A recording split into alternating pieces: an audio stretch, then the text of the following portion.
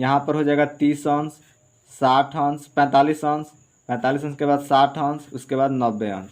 ठीक, तो यहाँ पर हम लेंगे 0, 1, 2, 3 और 4।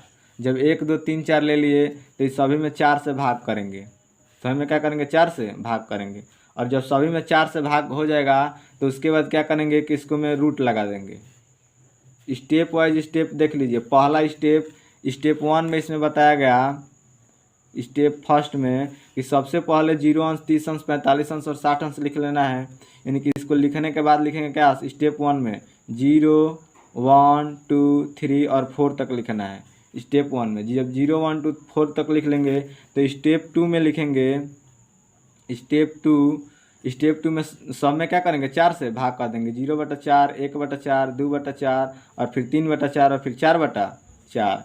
और जब सभी में 4 से भाग कर देंगे तो स्टेप 3 एक होगा। स्टेप 3 में क्या होगा कि सब में रूट लगा देंगे। सब में क्या करेंगे? रूट लगा देंगे। इस प्रकार ये कर देंगे। ये करने के बाद जो पहला होगा वो किसका मान होगा? वो साइन का मान होगा। और जो दूसरा आएगा वो किसका मान? कास का मान। तो पहले साइन का मान निकाल लेते हैं। जब साइन का मान निकल जाएगा तो सेम उसी प्रकार सबका मान निकल जाएगा। तो यहाँ पर जो साइन का मान निकलेगा इसमें 0/4, तो 0 में 4 से भाग कर देंगे तो क्या आएगा? 0 आएगा।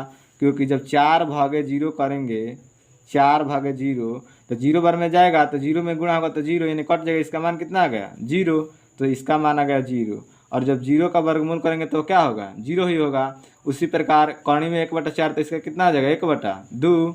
और इस प्रकार ये 2 से 2 क्या हो जाएगा? कट जाएगा, 2 दूनी का 4, यानी 1 कौणी में 2 आ गया। फिर ये 3/4 है तो कौणी में 3, और 4 को जब कौणी से बाहर निकालेंगे तो कितना हो जाएगा? 2 हो जाएगा। और फिर ये देखिए 4 से 4 कट गया, और 1 का जब वर्गमूल निकालेंगे तो कितना आ जाएगा? 1 आ जाएगा। तो यह जो मान हुआ साइन 0 का, साइन यहाँ से निकला तो यह है 0 अंश का मान 0, और साइन 30 अंश का मान 1/2, 45 अंश का 1/2 इस स्टेप द्वारा निकाल लीजिएगा।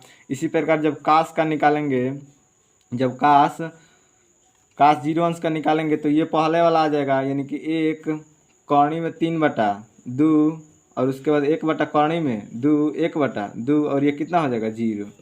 और इसी प्रकार टैन का जब निकालना होगा तो टैन ये जो पहला है वो कितना अंश का मान है? वो 0 अंश का मान है।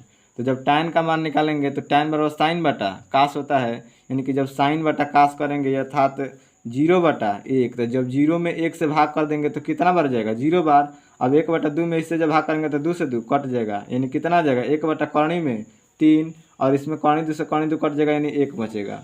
सेम उसी प्रकार ये भी 1 कट जाएगा तो कितना बचेगा? कौणी में 3, और 1 में जब 0 से भाग देंगे तो किसी भी संख्या में जब 0 से भाग दिया जाता है तो उसका मान होता है अपरिभाषित। जैसे यहाँ पर मान लीजिए कि मैं 6 बार ले गया, तो 6 से फिर 0 में गुणा करेंगे तो क्या होगा? 0 ही होगा, फिर 1 बचेगा, यानी कि इसका मान कभी डिफाइंड ही नहीं हो पाएगा। इसलिए ये अपरिभाषित लिखते हैं। क्या लिखते हैं? अपरिभाषित। तो टैन का मान इस तरह से निकल जाएगा। इसी प्रकार बाकी का मान भी निकाल लेंगे। तो ये था एक फार्मूला जो इस सूत्र को क्या कर सकते हैं? याद कर सकते हैं।